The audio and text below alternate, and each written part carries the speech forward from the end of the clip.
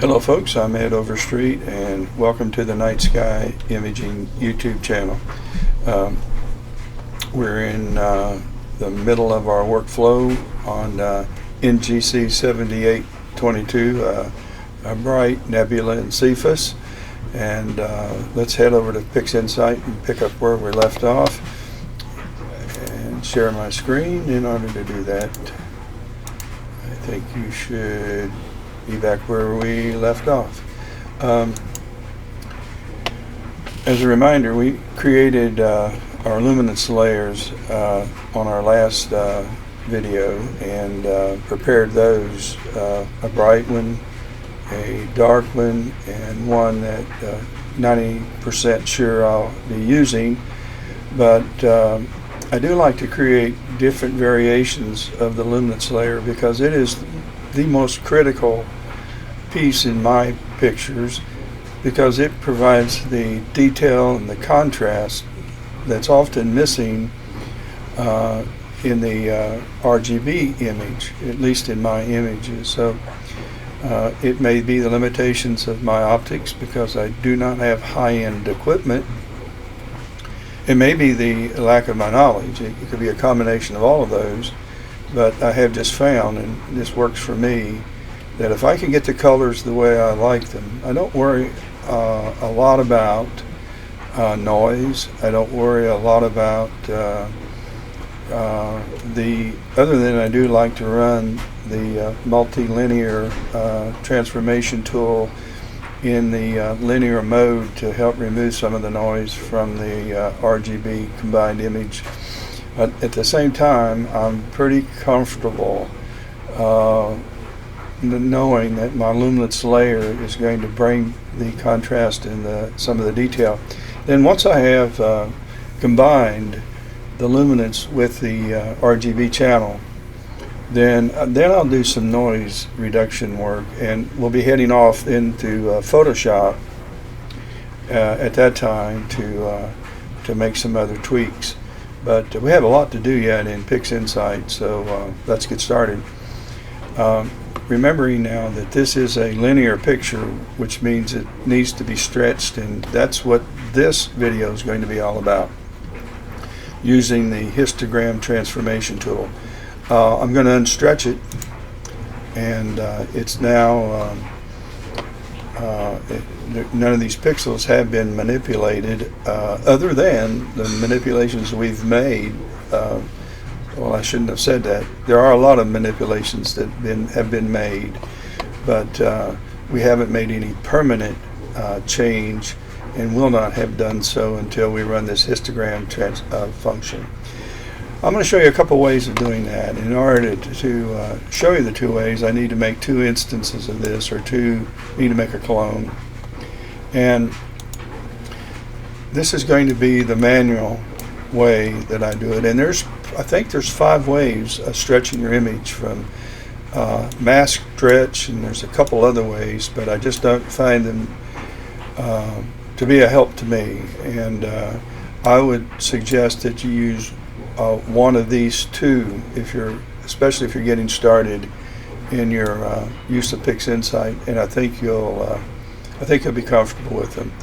So this one will be the stretch that counts on the screen transfer function to create the proper levels for the RG and the B channel. And let's go ahead and bring up Histogram Transformation, which is right here in my processes, or you can go to the process icon and go to all processes and come down to Histogram Transformation. So we now have it.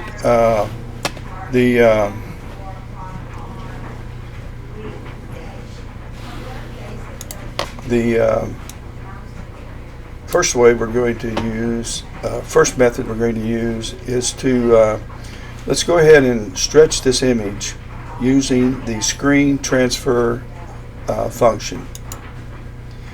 And these are the selections made by the screen transfer function for what they feel like is a correct stretch of the channels, the 3 channels. So what I'm going to do is I'm going to take the triangle in the screen transfer function, and I'm going to drag it down on top of this bar, and I'm going to let it go. And what's going to happen, let me make sure I've done this. I want to go pull down this window, and I want to make sure that I have the right view picked. So this is the name, Show Vista Decrop DBE MLT Photometric Calibration Clone CLON, and that's this one right here. So let's start all over again. Let's unstretch. Let's stretch the image. There's Astro Dog behind me. Charlie. Charlie. He sits in the window and it points out if there are animals or strangers in our yard. And so I'm looking at a camera that shows my front yard, and there's some people walking their dogs. So good job, Charlie. Or Astro Dog. Or Moon Doggy. Got a lot of names. Okay, so we have brought the histogram transformation triangle. We've dropped it on this bar right here. And so what I'm now going to do is to unstretch this again, and I'm going to drag this triangle on top of my image.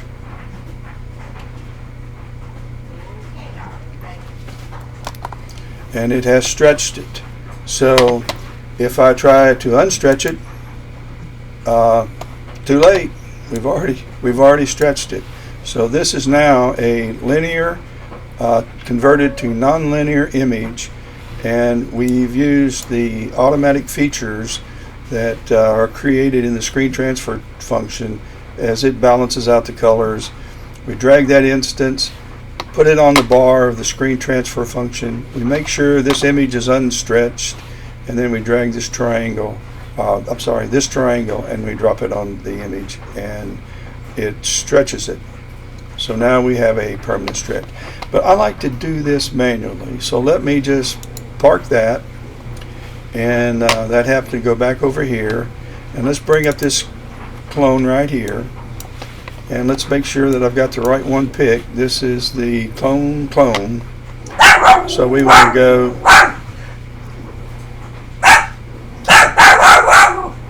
now. We have a cat in our yard. Charlie. So that'll be this image, and I want to reset it, which I've done. So let's go ahead and bring out the preview window in this, because I want to see what I'm doing as I'm doing it. And I'm going to take the middle slider, the Midtone Slider. We have a slider on the right that is for the highlights, the brights. We have one on the left, which is our dark slider. And all of our pixels in this image, whether they are RG or B, are actually right now on the far left side. They're not clipped. You can't see it, but they're on the far left side. They go up and down. Now they don't go up and show or reveal too many pixels, because there's just not that many in this. So we're going to bring them out by taking this slider, and we're going to drag it over, and we'll stop about right there. I like to do this incrementally, not do this all at once, and make some incremental adjustments and kind of view it as I do it to make sure I like what I'm seeing. So I'm going to go at the square here, and I'm going to apply this.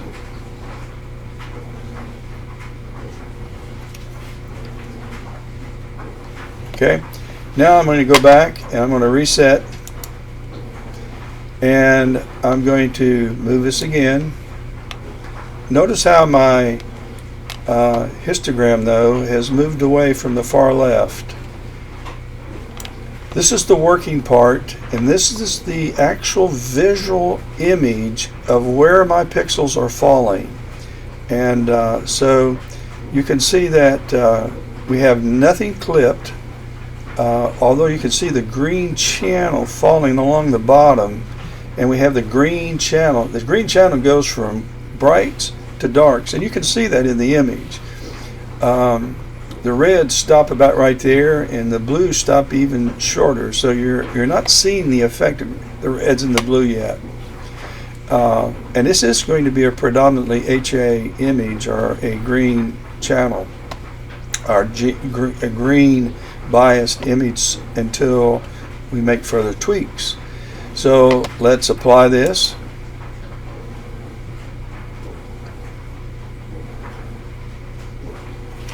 And then we need to reset over here in the far right bottom.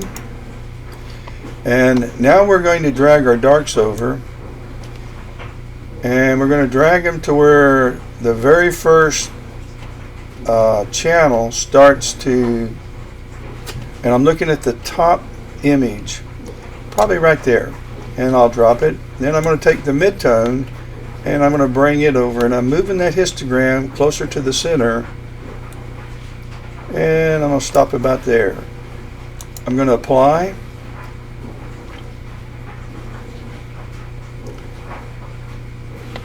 and I'm going to stretch again. Now you'll notice that our blues and our reds are covering a little more real estate now, as the green is, but the greens aren't being clipped. They're running along the bottom. It looks like they're staying on the bottom all the way to the highlight side, and they're still on the bottom all the way to the dark side. So I haven't lost pixels due to overstretching this. So we've reset. Let's try it again. But we're going to be close to doing that in just a minute. I'm going to remove this over to about there, and I'm watching the top histogram, and I'm going to start bringing this over. I'm going to be somewhere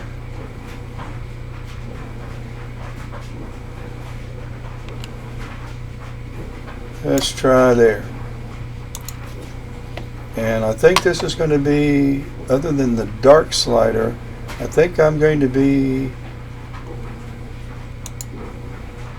yeah, that's as far.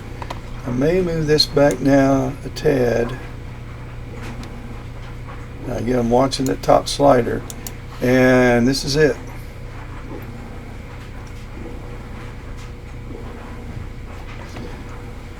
Okay, we can close this one out, and we're going to look at this is the, let's get rid of this real-time view.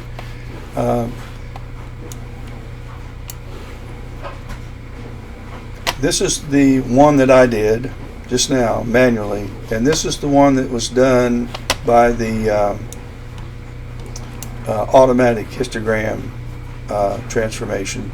So they're pretty similar.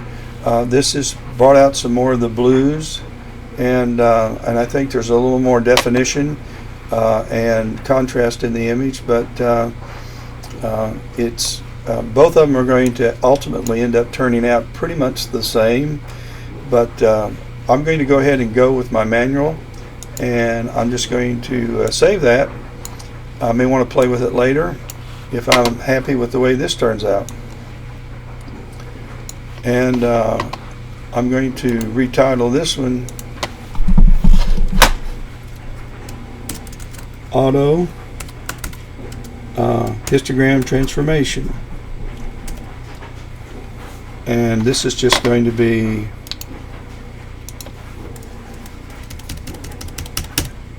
Histo.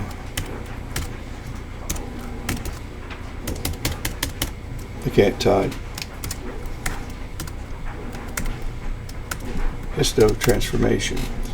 And so we're going to make us a copy, and we're going to move the original on our stack of this is where we started out, and these are the incremental steps that we've done so far. So I like doing this.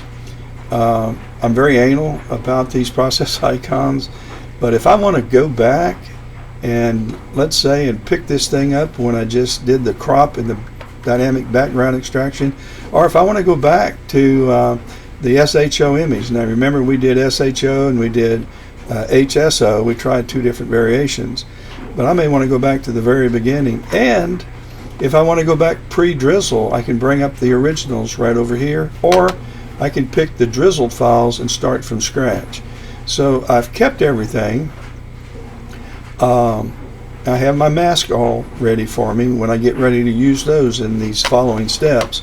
So I like keeping all of that, and just in case I want to come back and play. And when I save this project, I may come back and work on this next year, and it's possible PixInsight may come out with a new tool, a tool that I want to run on all of my past images.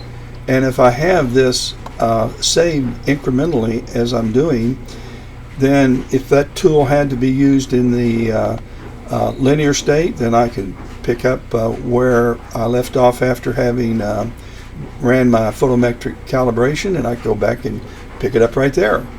So there are a lot of other reasons why I like to do that this way as well. It does make your file large, it makes your project large, but I just buy another 10 terabyte hard drive